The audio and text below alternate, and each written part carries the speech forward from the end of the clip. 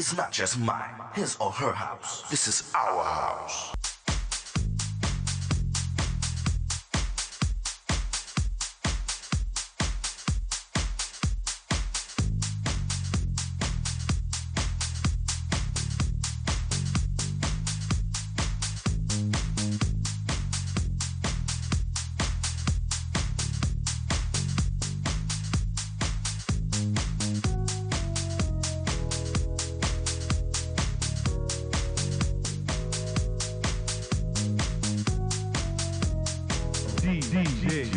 Tyrone Lowe. Hello, everyone. My name is Tyrone Lowe. This is another T. Lowe Video Productions. And in the house today of the legends, I have the infamous DJ, producer, Josh Milan. Hey, Josh. Hey, everybody. I'm infamous. I didn't know. Hey, man, you know, hey, when you've been playing music as long as I have and been following you from your boiler room sets and everything like that, you're infamous. I appreciate you, brother. So, you know, we're going to talk about the beginning of your career. And I know you have a lot of things to talk about. Let's talk about what actually got you into playing music, you know, because we all got a story about how we did. My thing was when I was 12, I started buying 45s. But everybody has a story. So tell the viewers about how you got started playing music. Like a lot of Black musicians, I started in the church. Okay. I had a cousin who was the minister of music at the time, and I just was enamored with him playing the organ and the way he just did it and the way it sounded. I just wanted to do that. Mm-hmm. So I sat under him literally almost, I may have even gotten on his nerves to the point where he finally just showed me a few chords, and man, I took them chords as though they were like scrolls from God, brother, you know? And I practiced them things every day until I had them down pat. Mm-hmm. And I think that he saw, you know, the hunger in me and just started teaching me more. And to the point where I started to assist him on Sundays. I would play the piano, which nobody could really hear the piano. But I played the piano and he played the organ. And, you know, that's where I got bit by the bug, man. Okay. So let's talk about, you started off with turntables or you started off with CDJs or what was your poison? Okay, well, yeah. Back in the 80s, man, I was really, you know, heavily into I lived in Brooklyn at the time. Okay. Brooklyn, and then I moved to the Bronx. Okay. And, you know, hip hop was just what everybody did. It wasn't really it wasn't a sound as much, it was a lifestyle. So turntables and a mixer was what every young man wanted to aspire to be a greatest DJ. Mixing was natural for me. I was a lover of the music as well as into the culture. Mm-hmm. But it didn't take root until much later. I got with Blaze in the late 80s, early 90s. We you know, developed our little group. Kevin was the DJ of the group, and seeing him DJing made me interested again. I haven't played and, you know, messed around since my hip hop scratching days. Okay, you know? Okay. But Kevin had a new thing for me. I wasn't a house music guy, and he had it. You know, he had all the records and everything, and it just sparked my interest. So I started getting interest around the time where CDJs was becoming the thing. Okay. Turntables was just fading when I was feeling my DJ itch again. Okay. But yeah, from my hip hop days, I can definitely play vinyl. So would you say at this point that Kevin was your inspiration as far as giving you that itch to play? Absolutely. Absolutely. Okay. Kevin was the one who, when it comes to me being a professional DJ, it was Kevin who gave me a shot to play at the Cielo at the time. They had a club there. They had a night there they called Roots, Kevin and Louie. And it was Kevin who opened up that door and allowed me to come in. And that was my first gig, you know, as a DJ. Yeah, at a very popular club with a great sound system and plenty of people coming to check me out. So it was a great catapult into something great. So when you got into the house music thing, the artists, because we all have artists that when we play music that we just love to play their music. So, you know, can you actually share some of that? The artists that I love to play.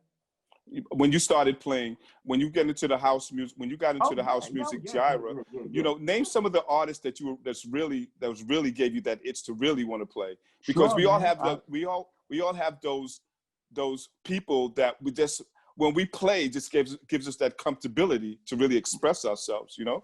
My first go-to was War, you know. Okay. And James Brown. Okay. If I drop, man, if we're in a club and you're hearing Four to the Floor all night long, and somebody finally break it up and play a James Brown record, man, we're gonna lose all of our mind. So for a very long time, James Brown was a go-to for me. All of the great vocalists and the great, you know, musicians and songsters is the ones that I run to, rather than the beat. You know, the beat makers is hip. I dig it. Right. But I'm an old school dude, man. I like vocals and words and lyrics, horn sections, all of that. You know, guitars, all of that, man. I'm old. So through your career, let's talk about some of the places that you played at, you know, so the viewers will know. Places that I played at, that what?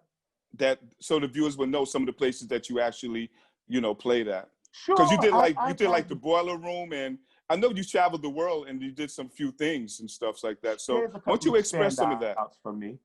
Yeah. Thank you for asking. There's a couple of standouts for me. Okay. Going out, when I went to Japan and I played at a club called Yellow, the Japanese people are very, very into sound. Oh, very much, yes. Their sound is second to absolutely none, brother. I can imagine. It was my first time being able to play so blaring loud and still be able to hear and not hurt my ears and not hurt anyone in the audience. Right. And it was still loud. It was, man, it was absolutely nothing I've ever seen like that before. Japan stands out. I really like, and I'm not blowing any smoke up if y'all are watching, but the people in Greece. You know, I had a birthday party in Greece, and I love Karaoke. It's a place in Athens, close to Athens. It's like a little resort. Okay. And the owner there is a big house music fan, and he has a club right there in the resort. And his sound system is unbelievable. I can imagine. Oh, man. So we had a birthday party there last year for myself, and I'm going to have another one there this year if the pandemic allows. Okay. And, you know, that sound system, Tyrone, was a game changer. I can imagine. Being right under the sun like that? What? Listening to Patti LaBelle and, LaBelle, the group. Dash, please. Okay. So it was a good thing for us. And then we had performers there. So Greece is a very special place. Okay. Let's talk about production. Let's talk about Honeycomb. How did that actually land? That's my favorite subject. Okay. Honeycomb started, you remember Blaze? Yeah, of course. Okay. Blaze started slowing down. You know, we were getting into other things, other businesses, and just seeing things a little slightly different. I wanted to get more into a more organic thing. So I decided, let me start something separate from Blaze. I've done Blaze for 30 years. Okay. Let me start something totally separate and apart. And upon doing that, Honeycomb. I reached out to Adam Cruz, who at the time was just somebody that I always knew was a very good guy, and I could trust Adam. And Adam has a wealth of knowledge that I don't have. Okay. And I needed that brother. So I, called Adam, and Adam was so available and ready to jump on board. Fast forward 10 years, we have a very successful label with talented artists, and we're still, climbing up this ladder, but it's a wonderful journey, man. We're having a great time over here. All right, name some of the artists that's associated with Honeycomb. Sure, namely Dawn Tallman, who happens to be here today with me. We're recording an EP that I'm releasing in the next. Well, tell Dawn I called her last night because I wanted her on my show. So tell her that Tyrone asked for her, and I wish that she answer me. Okay, I'll make sure I tell her. I will definitely make sure I tell her. My question to you is, even though that you've specialized in different genres of music, what is house music to you? House music to me is a genre that came from Chicago originally. Mm-hmm. And it's an infectious kind of urban sound. Right. I remember the very first house records, they literally took the break from a disco record or a hip hop record Mm-hmm. and just would loop that break over and over and over again and add a 4 to the floor kick. Mm-hmm. But fast forward today, 30, 40 years later, it's become a culture. It's like full of people that just really want to love each other and have, you know, a bunch of peace. You hear a lot of peace records and love records. Right.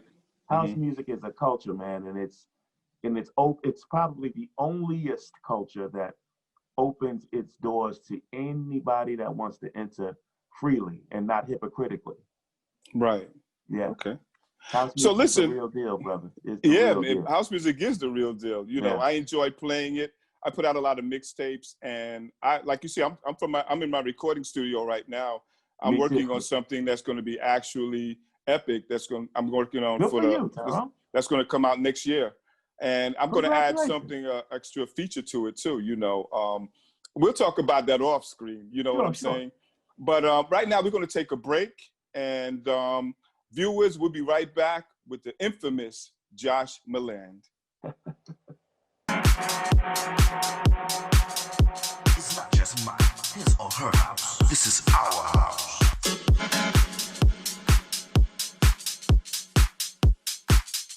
We got some fun people in the house tonight.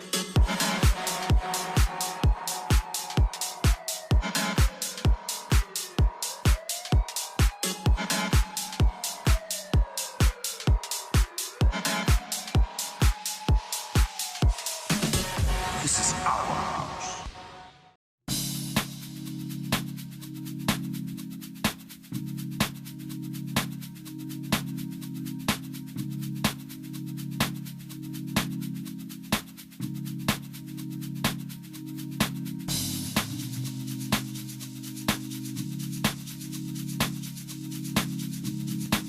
Dig it.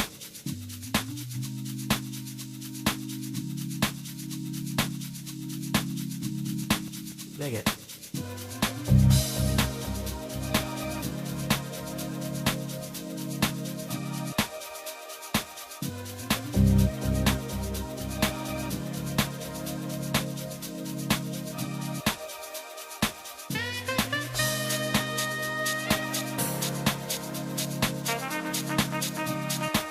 Dig it.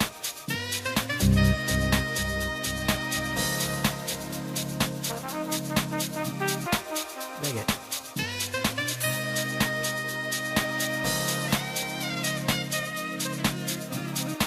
Dig it. Dig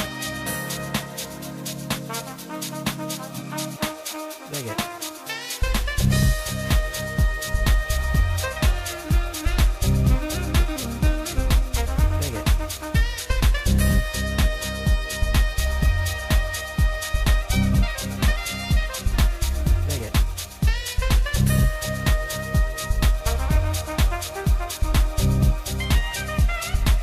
Dig it.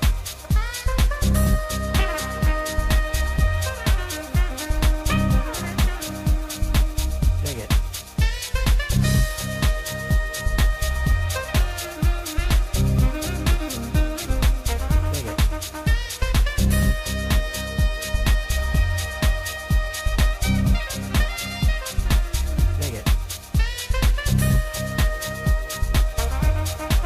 Dig it. Dig it.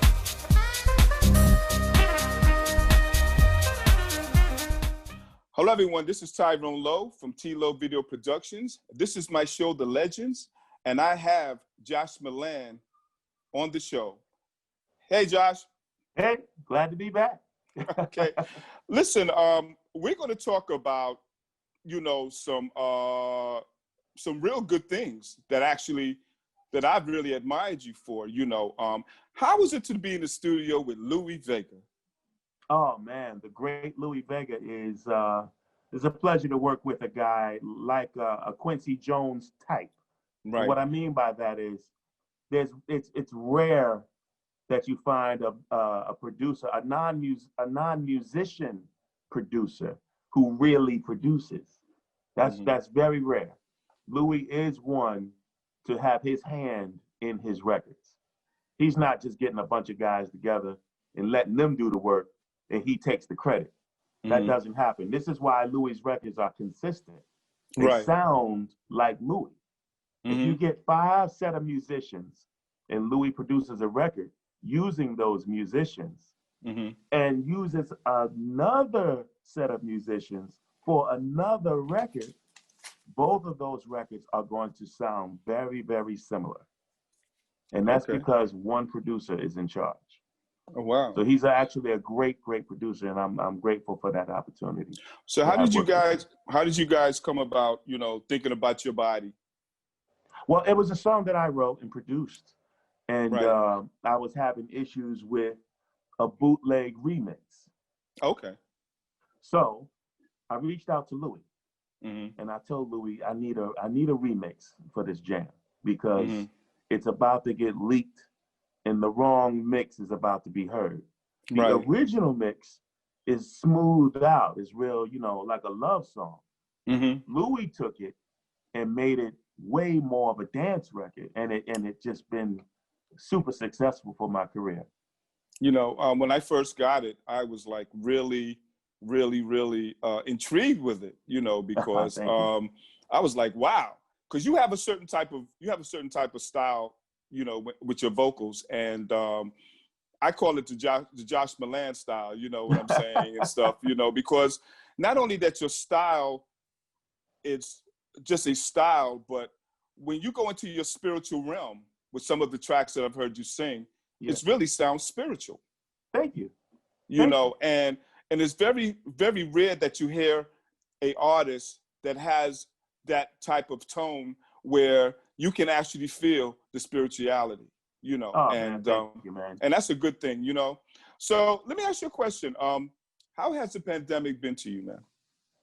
Well, it's been a harsh awakening for me, man. I mean, the pandemic has forced me into my kitchen to cook.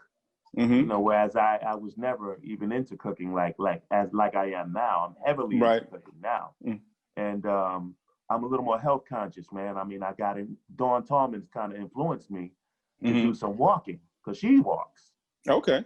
And so I started walking, and it took hold. I started walking every other day now. I took a little break for this last week, but as a person who has had a heart attack in 2008, walking is the Bible for me. Right. So it's starting to take hold. I really look forward to it. This is all because of the pandemic. Right. I got about 9 EPs in the kitty waiting to go. All right. 9 EPs, brother. I hear brother you, Tyrone, man. that's a lot. Yeah, And that's a lot. That makes me feel good to know I got some ammo coming. Okay. And that's a good thing. And we made some decisions at the label Honeycomb. We're talking about doing vinyl now. Okay. And that's because the wealth of songs we have over here, and I'm talking jams. I'm not talking a bunch of beats. Right. I mean lyrics and quality vocals, and then transposes and changes and all kinds of stuff. Wow. This is what we coming with. So Adam's idea was let's make this a boutique kind of thing. Let's make some vinyl happen, some packages, maybe some 7 inches. Yeah. So all because of the pandemic. Wow. So, that's a good it's kind thing. of affected me at first negatively. I was very depressed because the separation that happened here in America. I mean, we already had racism, but it seemed like it just got magnified during the pandemic. Yeah. I would say these are the days of redemption where you can actually sort yourself out, speculate your mind, see where your spirituality is at, and actually see what type of direction that you really want to go. Try to observe what's negative and what's positive in your life, and give you a better offset of where you really want to be, to actually, feel your self-satisfaction, because I'm like this. I don't really want to get too comfortable. I just want to be able to say, well, hey, this is where I'm at, and just move on. Just move on to bigger and better things. And this is the time for that. This is the Yeah. time for that self-introspection, spirituality, cleansing, Exactly. detoxing. This is it. My thing is, I'm going to ask you, for the new people that's actually getting into this craft, DJs, producers, artists, do you have any suggestions for them? Yeah, I mean, for DJs, I wish I could tell you all to just keep DJing, even though if gigs are not coming, if you're not gigging, keep on your craft, man, or sister, because you can easily fall off even further than you are. You have to keep it going, keep them chops happening, because technology is changing. They're doing new things with the equipment, and you got to keep up. So, really be a part of it and make it a part of your lifestyle if you want to do this. And singers and producers alike, those that studio goers, those that make records, learn the rules of this game, y'all. Don't just go in the studio because you got some talent. It's fun. You enjoy it. You can do that at your church, or you can do that at any sort of talent show. But when you come into the studio, unless you're just doing it for fun, right? For those of you that do this for a living like I do, take it serious and learn the rules of this game. If you're going in on just talent, man, it feels, it's fun. It is fun. But if that's what you're doing, you're going to get hurt in terms of business. Somebody going to get you for your money. Right. And you don't want that. Learn the rules of this game. Wow, I sound like an old man. But it's true. This is experience. But it's true, talking. though. I've been Yeah, burning, so. we all go through the ups and downs of dealing with the industry, and those are learning experiences, For a songwriter and a singer, it's an especially hurtful experience because, a singer will birth some sort of idea or music or some sort of something that was in them. They actually birthed it in the studio. It came out of them. And to have some business person take it and just exploit it and take it from you, it's like having a baby ripped out of your womb and sold for dollars, for cents. It's an incredibly hurtful experience. It's not just like he got over on me. He took what came from me and raped it. You know what I mean? Yeah, I know what Josh, you got any shout outs, man, that you wanted to reach out to? Anybody that you want to reach out to? I got a shout out to everybody watching this thing. Those of y'all that are watching this right now, I'm shouting you out because you're the ones that I'm doing this for. The ones that watch the cable shows and the ones that read the reviews and read the credits and actually, keep up with the podcast and all of that. I love y'all and I appreciate y'all for doing that. It's keeping me alive and it's keeping what I love alive. So thank you and I love you. I'm going to end this with Godspeed for you. I am very flattered to have you on my show. It was very informative. And I want you guys to get out there and support this brother with his music because his music is really deep, and we're looking forward to some new projects that you're doing, man. And coming up, man. Like I said, just support him up. Hit him up, yes, sir. Play it.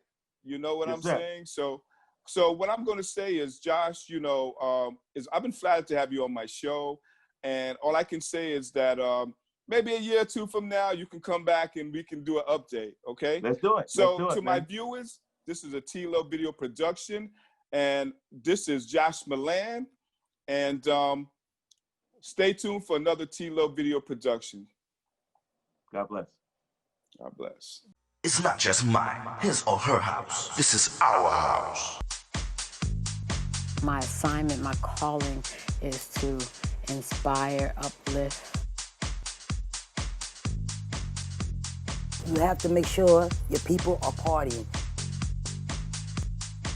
All I want to do is just bring joy to the dance floor and watch people dance. T-Lo. Dig it.